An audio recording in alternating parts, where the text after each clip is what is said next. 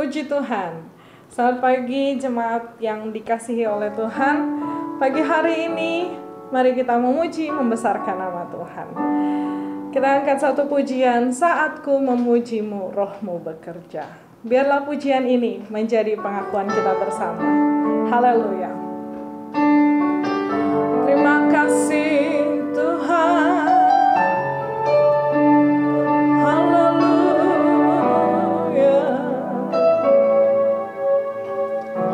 Saatku memujimu,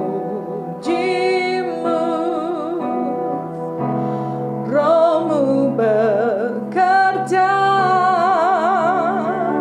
Puji Tuhan.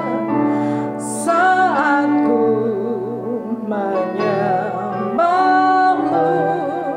kau bertahta di atas pujian. Ku angkat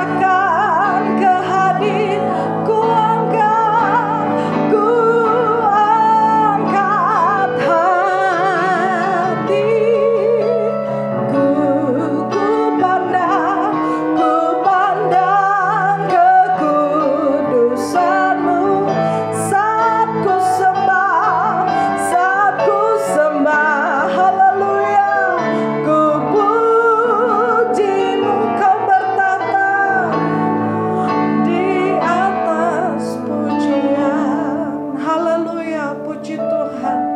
Kami rindu lebih dalam lagi menyembah Tuhan dalam roh dan kebenaran.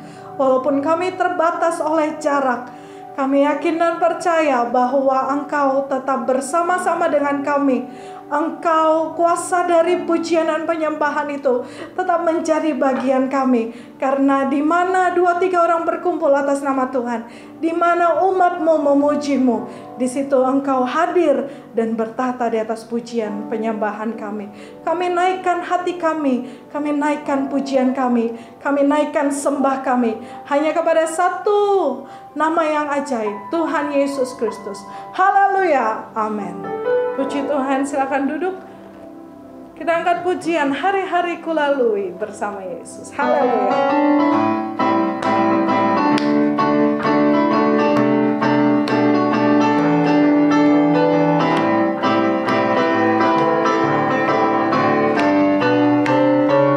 Hari-hari kulalui bersama Yesus, suka duka ku jalani bersama Yesus, persoalan pencobaan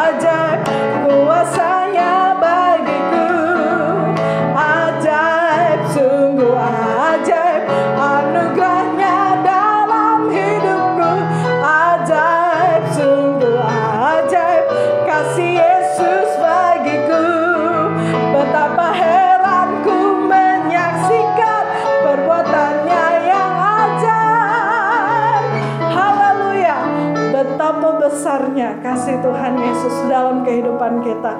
Puji Tuhan. Kembali kita angkat satu pujian. Yesus Tuhan Allah yang perkasa. Saya undang jemaat bangkit berdiri. Puji Tuhan.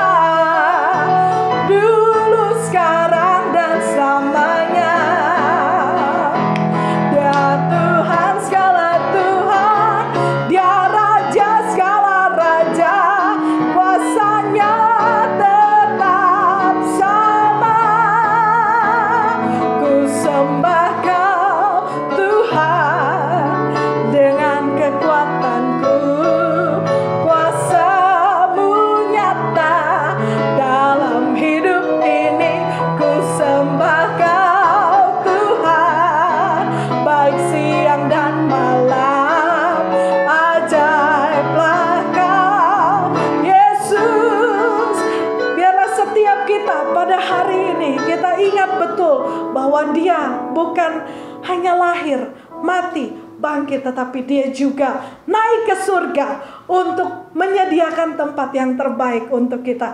Betapa ajaibnya Tuhan kita. Kembali kita angkat pujian ini dengan penuh keyakinan. Yesus Tuhan Allah yang perkasa. Dialah Tuhan yang kita sembah. Puji Tuhan.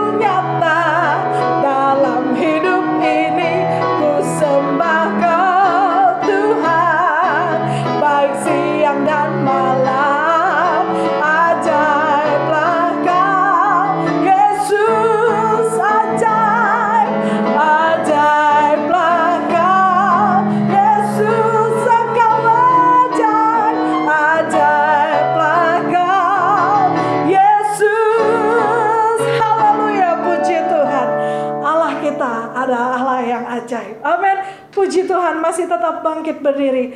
Kita angkat pujian. Ya Tuhanku, aku hendak bermazmur bagimu. Puji Tuhan. Kita siapkan hati kita untuk mendengarkan kebenaran firman Allah. Sebab firman-Mu adalah pelita bagi kaki kami dan terang bagi jalan kami. Ya Tuhanku, aku hendak bernyanyi bagimu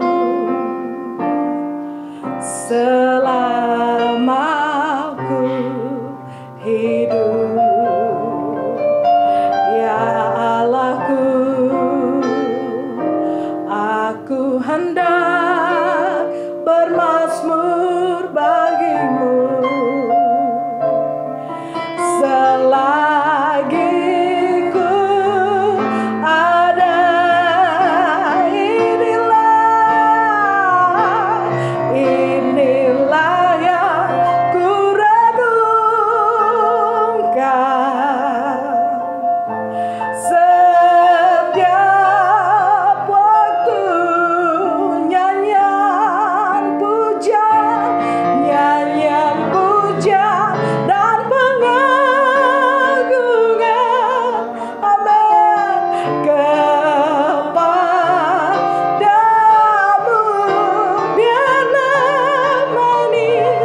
Biarlah manis kau dengar Tuhan, manis kau dengar Tuhan, dan hatiku bersuka karena inilah yang ku renungkan. Inilah yang ku renungkan setiap waktu. Nyanyian pujian dan pengagungan kepadamu, amin. Kau dengar, amin Tuhan, manis kau dengar Tuhan, dan hatiku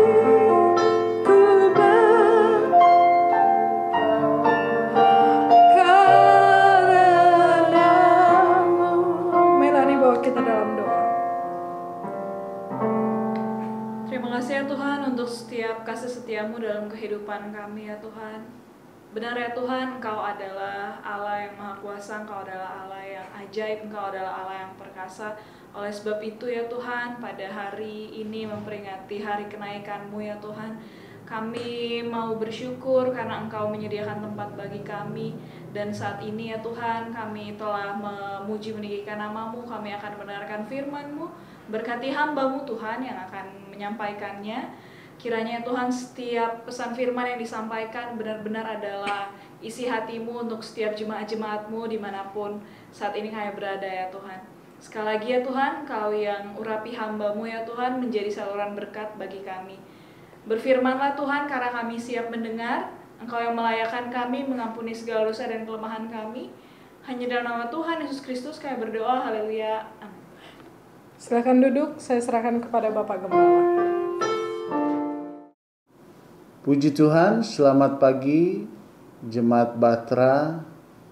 Pada hari ini kita memperingati kenaikan Tuhan Yesus Kristus setelah Dia berada 40 hari di bumi sebelum naik ke sorga.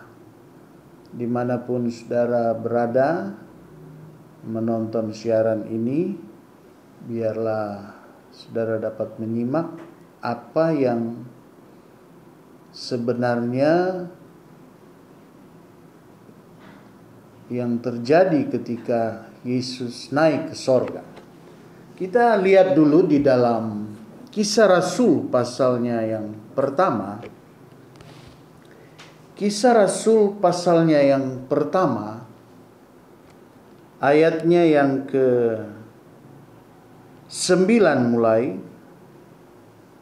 Sesudah ia mengatakan demikian, terangkatlah ia disaksikan oleh mereka dan awan menutupnya dari pandangan mereka.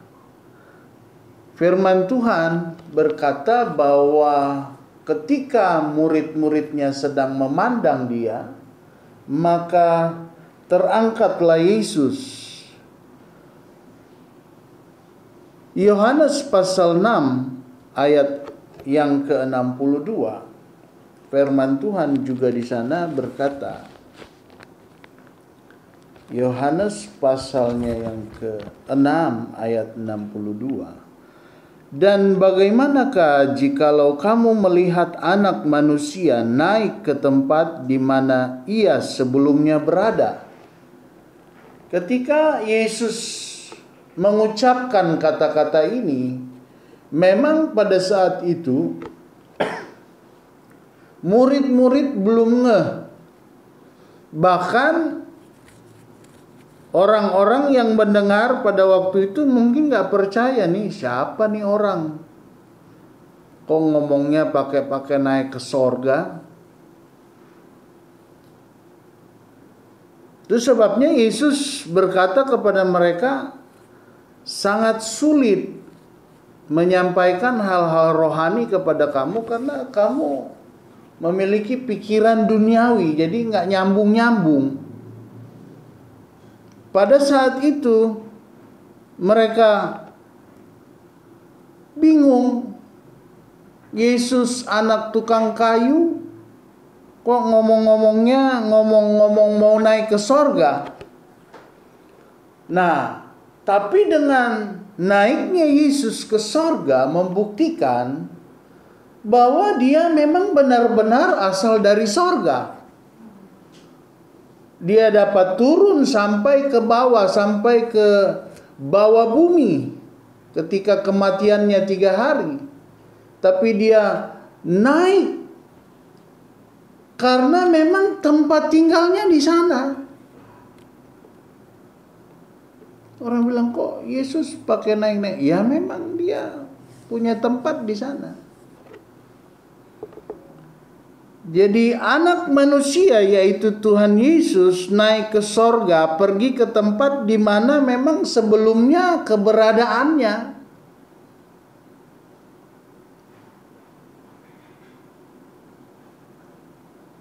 Bahwa sorga itu tempat asalnya. Ya kayak musim-musim mau Idul Fitri kan, coba lihat, walaupun udah dilarang pulang kampung, masih ada aja yang terobos pulang kampung. Kenapa? Memang di Jakarta dia rasa bukan asalnya gitu, bukan tempatnya. Ya udah, kampung saya di sana. Apapun yang terjadi saya harus pulang kampung.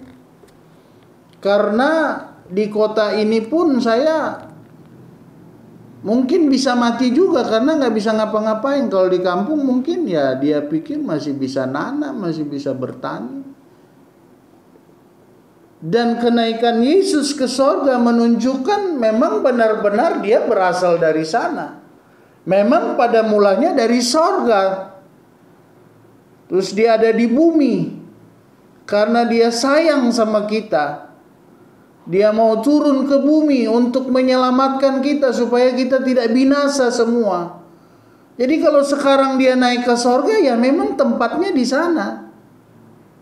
Kita nggak bisa bolak-balik lagi kok Yesus, Tuhannya orang Kristen naik. Ya asalnya dari sana. Kenapa dia naik ke sorga? Ya karena memang awalnya dari sana. Yohanes pasal 1 ayat 1 sampai 3. Pada mulanya adalah firman. Firman itu bersama-sama dengan Allah, dan firman itu adalah Allah. Ia pada mulanya bersama-sama dengan Allah. Segala sesuatu dijadikan oleh Dia. Jadi dari awal, jadi Yesus ini bukan hadir pada waktu Natal. Yesus sudah berada dari awal.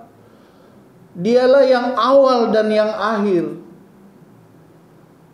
Karena memang dia adalah Allah. Kok Tuhannya orang Kristen mengaku-ngaku Allah. Ya itulah yang Yesus katakan. Ketika dia berbicara aku akan ke sorga, mereka kan gak ngerti. Mereka cuma tahu, oh Yesus lahir di kandang. Siapa orang ini? Ya mungkin kita pada waktu itu kalau ada juga ya mungkin kita tidak percaya, siapa nih orang. Tapi kita lihat, kok bisa dia terangkat ke sorga? Ya karena memang tempat tinggalnya di sorga. Bukan ngaku-ngaku. Seperti banyak sekarang orang ngaku-ngaku naik turun sorga. Bukan kita punya mau, kita di sorga, tidak bisa. Tapi karena dia pemilik segala sesuatu dari awal, yang awal. Tidak ada awal lagi selain Yesus. Tidak ada akhir lagi selain Yesus. Dialah Alfa dan Omega. Kristus yang mengawali seluruh kehidupan ini. Kristus adalah Allah yang menciptakan segala sesuatu. Jadi jangan saudara pikir Yesus ini anak Allah. Pribadi Allah. Dia adalah Allah, kata Kolose. Seluruh kepenuhan Allah ada pada Yesus. Kita baca saja. Nanti saudara pikir ini Pak Gembala ngarang-ngarang ini Pak Pendeta. Jadi tidak ada orang yang hanya kepadanya lah keselamatan itu ada. Kolose pasalnya yang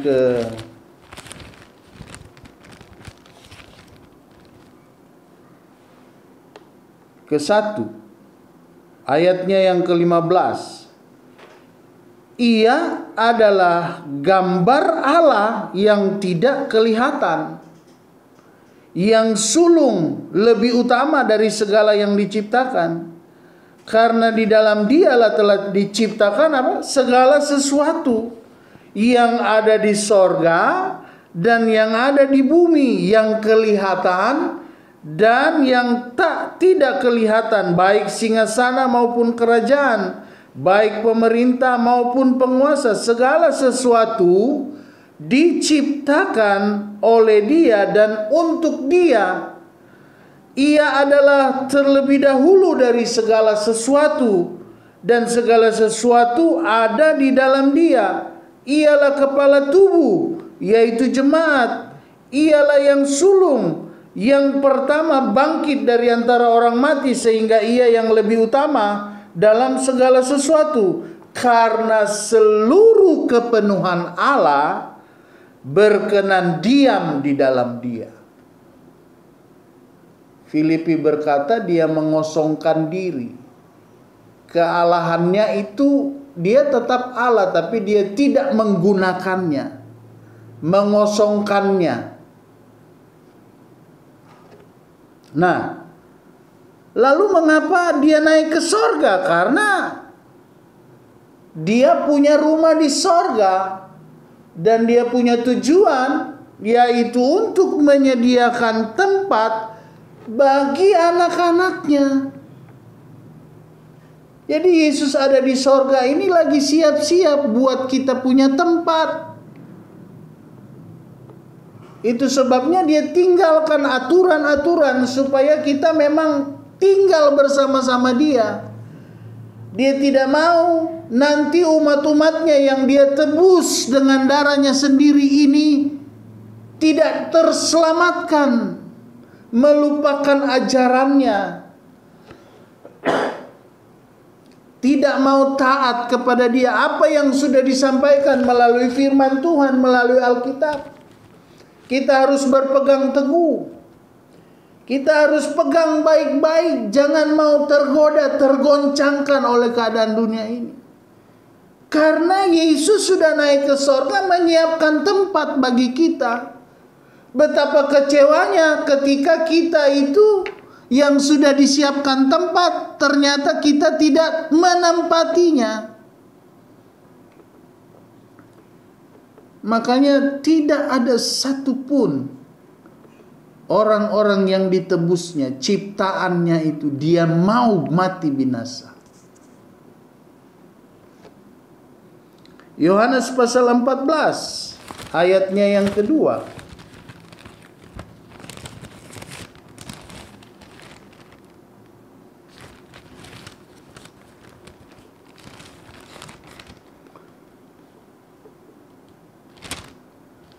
Di rumah Bapakku banyak tempat tinggal.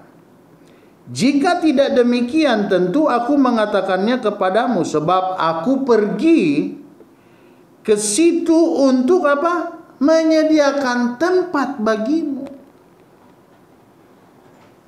Makanya ketika murid-murid ini memahami waktu Tuhan menyampaikan ini, Yesus menyampaikan kepada mereka pada saat di dalam tulisan Yohanes ini, memang mungkin mereka masih, tapi ketika Yesus naik ke sorga dan janjinya untuk mengirim penolong, seluruh murid Kristus, 11 murid Kristus, ada yang berkata, ya, di dalam Alkitab berkata Matias, karena dia menggantikan Yudas dalam satu undian. Tapi banyak para teolog berkata, dan kita juga percaya bahwa murid yang ke-12 itu adalah Rasul Paulus. Karena hampir seluruh perjanjian baru dipenuhi oleh tulisan Rasul Paulus. Dan semua mereka mati tidak wajar. Oh, saudara mau tahu kenapa? Karena mereka mempertahankan iman. Mereka tidak mau Yesus yang sudah menebus kita, yang sudah mati ganti semua, seharusnya kita yang akan dibinasakan, menyelamatkan kita, tapi dia bangkit mengalahkan maut. Sekarang dia sudah naik ke sorga, dia ada di sorga, dia menyiapkan tempat bagi kita, menyediakan tempat bagi kita. Makanya murid-murid pada waktu itu begitu kuatnya mereka, sampai siap mati tidak wajar untuk supaya mereka punya tempat yang disediakan Yesus benar-benar mereka tempati. Bagaimana dengan kita, saudara? Tuhan sudah begitu kasih menyiapkan tempat, tapi kita tidak mempertahankan hidup kita yang benar di hadapan Tuhan. Kita lebih suka tinggal dalam dunia ini, dunia yang begitu banyak menyakiti hati Tuhan, padahal Tuhan sudah memberikan dunia ini, bumi ini, ciptaan ini, supaya dinikmati, tapi mereka selalu memberontak kepada Tuhan. Dengan naiknya Yesus, dia menyediakan tempat bagi kita. Jadi begitu berharganya kita, saudara-saudara. Ini jangan kita cuma memperingati kenaikan Yesus, padahal Yesus menyiapkan tempat, saudara-saudara. Saudara datang ke satu rumah atau satu keluarga atau satu tempat, tiba-tiba tidak ada kamarnya, tidak ada ruangannya. Itu sebabnya saya katakan, ketika banyak orang menyadari Yesus naik ke sorga untuk menyiapkan tempat, luar biasa ini Tuhan. Itu sebabnya anak-anak Tuhan, jemaat Tuhan, jangan mau kalah dengan keadaan ini, karena Tuhan sudah menyiapkan tempat bagi kita asalkan kita setia.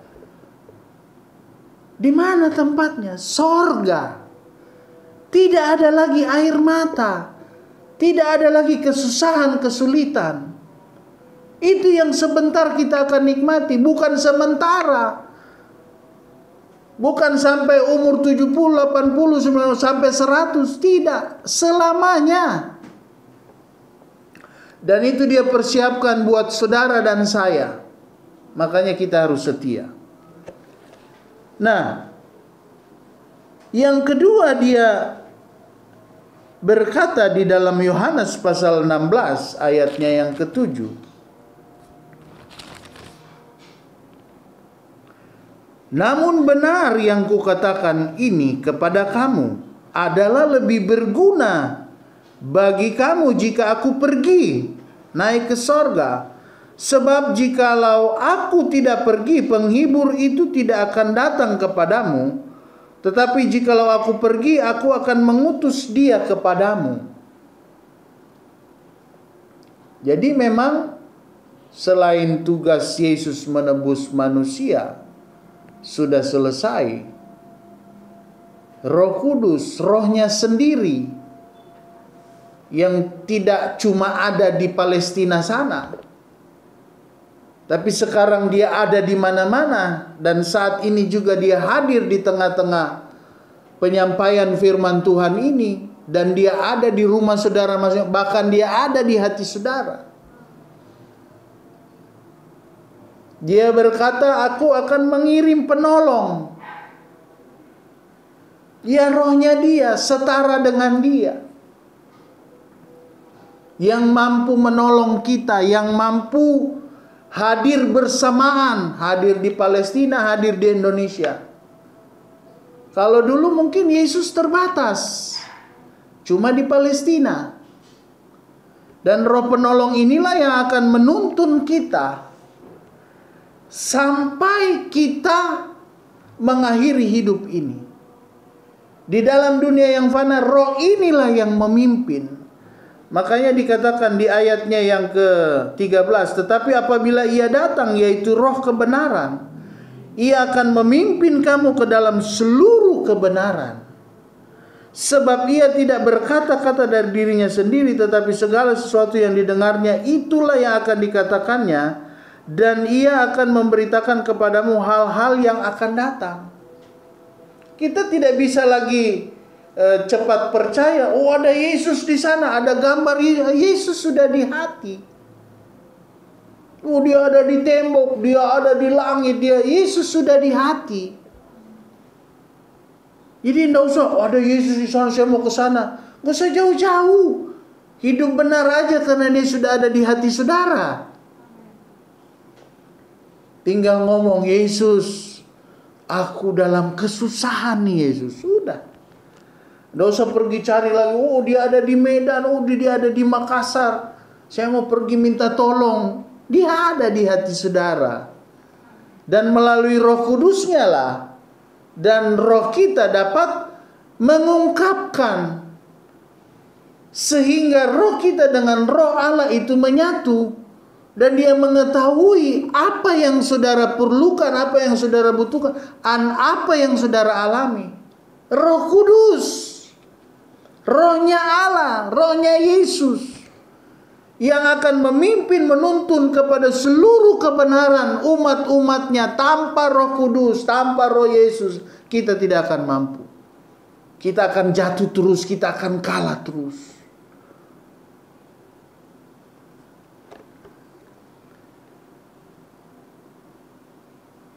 Ibrani yang ke-7 ayat 25, bagian yang terakhir. Yesus naik ke sorga, menyediakan tempat bagi kita. Yesus naik ke sorga, dan dia mengirim penolong untuk menolong kita, memimpin kita. Dialah yang menginsafkan dunia ini. Dan yang ketiga, Yesus sanggup menyelamatkan manusia. Ibrani 7 ayat 25.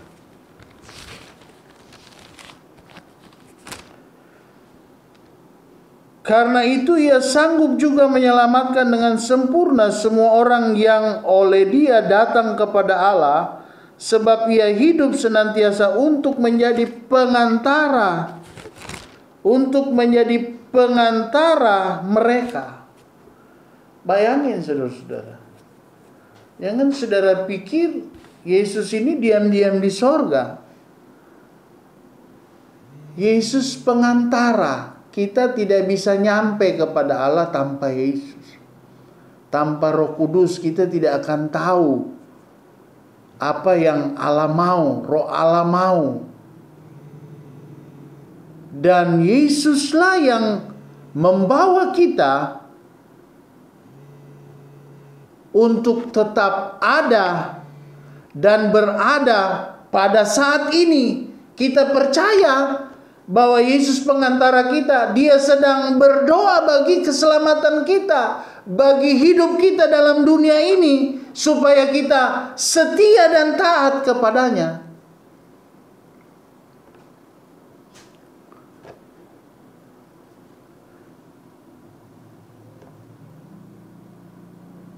Ibrani pasal 8 ayat 1. Inti segala yang kita bicarakan itu ialah kita mempunyai imam besar yang demikian, yang duduk di sebelah kanan tahta yang maha besar di sorga. Dia ada di sorga. Dialah yang melihat kita. Dialah yang sedang mengawasi kita. Dia yang berdoa syafaat buat kita supaya kita melakukan kehendak Bapa. Roma 8 ayat 33. Siapakah yang akan menggugat orang-orang pilihan Allah? Allah yang membenarkan mereka. Siapakah yang akan menghukum mereka? Kristus Yesus yang telah mati, bahkan lebih lagi yang telah bangkit, yang juga duduk di sebelah kanan Allah, yang malah menjadi pembela bagi kita. Siapakah yang akan menggugat orang-orang pilihan Allah kalau saudara tetap setia kepada Tuhan? Saya yakin Tuhan akan terus membela kita, mengawasi kita, menjaga kita. Kecuali kita jauh dari Tuhan, maka penjagaan dan pembelaan itu tidak akan ada. Kita gampang diterkam, kita gampang dimangsa oleh iblis, kita gampang dijatuhkan. Kalau kita dekat dengan Tuhan, maka siapa yang berani mau mengalahkan kita? Karena kita punya Tuhan yang besar.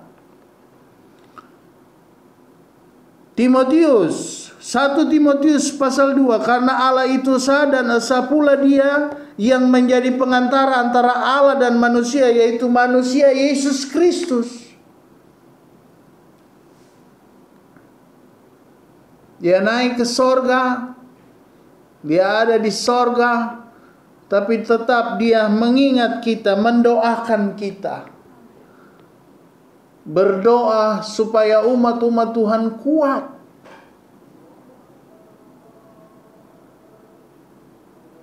Doa-doa yang dipanjatkan oleh Yesus supaya kehadiran Allah dalam hidup kita itu nyata.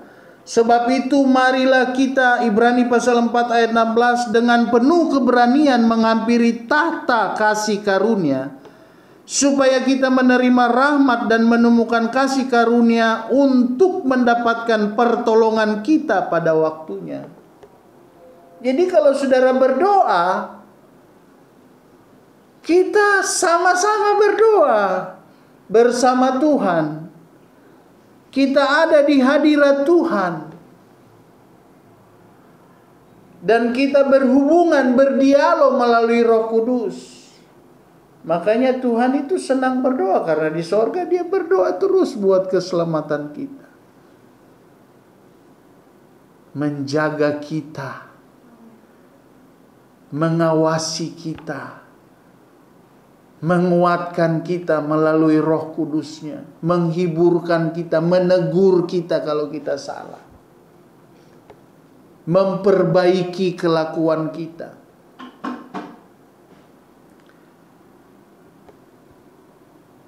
Satu Petrus 1 ayatnya yang kelima, yaitu kamu yang dipelihara dalam kekuatan Allah, karena imanmu sementara kamu menantikan keselamatan yang telah tersedia untuk dinyatakan pada zaman akhir.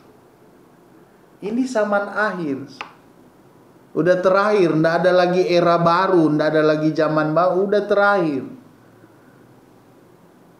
Kapan diakhiri oleh Tuhan, dibakar oleh Tuhan planet bumi ini, ya kita nggak tahu. Tapi ini sudah masa akhir yang sudah ditentukan Allah. Itu sebabnya kita berhati-hati, jangan kita menganggap hidup ini muncul begitu saja. Ada yang mengatur, ada yang menyetel. Itu sebabnya Tuhan menjaga kita di saat-saat ini. Seperti firman Tuhan berkata 1 Petrus 1 ayat 5. Yaitu kamu yang dipelihara dalam kekuatan Allah. Karena imanmu sementara kamu menantikan keselamatan. Ini kan kita menantikan kita nyampe ke sorga juga. Kita selamat.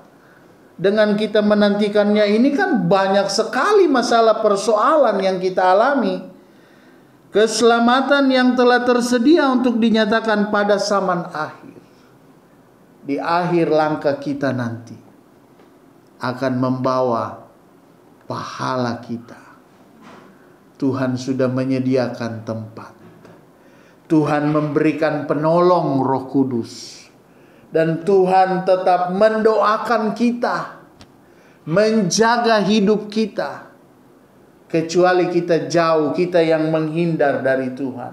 Kita menjauhkan diri.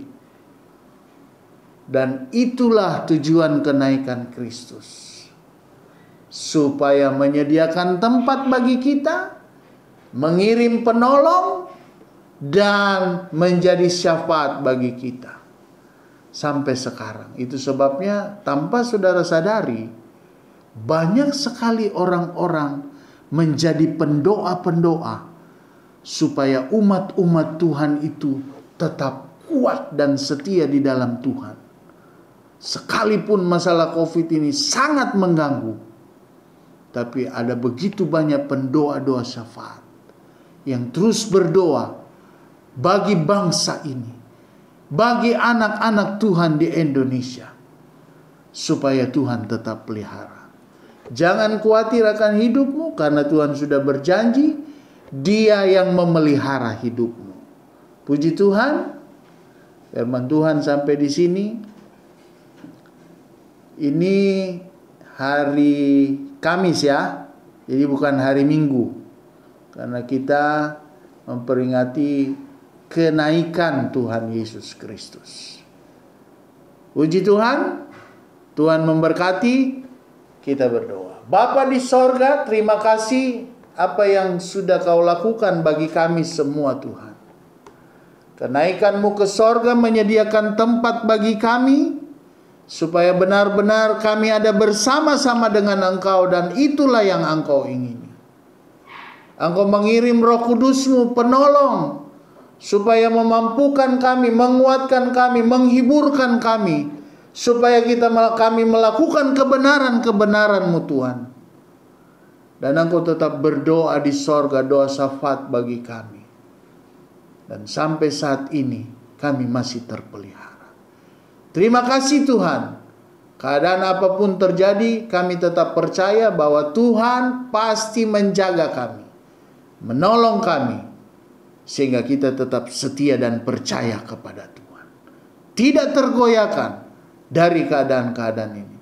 Karena kami percaya, kami sedang menjalankan keselamatan ini dan mempertahankannya, supaya benar-benar menjadi kenyataan kami tinggal bersama dengan Bapa di sorga. Terima kasih Tuhan. Akhirnya saudara-saudaraku, terimalah berkat Tuhan, berkat daripada Allah Bapa, cinta kasih sayang daripada Tuhan Yesus Kristus, penghiburan kekuatan daripada Roh Kudus, menyertai jemaat Batra Perumnas 1 Tangerang di rumah mereka masing-masing. Di dalam nama Tuhan Yesus Kristus, semua kita yang diberkati Tuhan berkata amin. Puji Tuhan. Selamat merayakan, memperingati hari kenaikan Tuhan Yesus. Tuhan memberkati.